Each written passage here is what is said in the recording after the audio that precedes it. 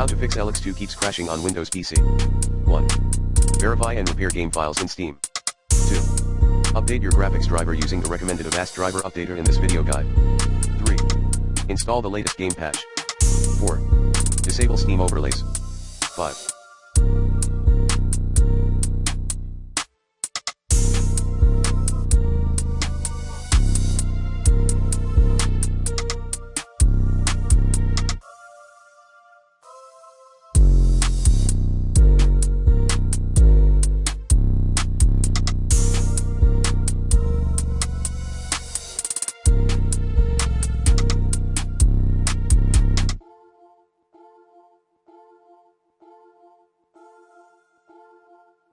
Temporarily disable antivirus software.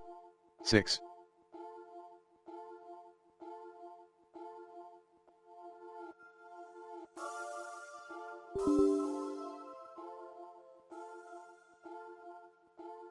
Perform a clean boot.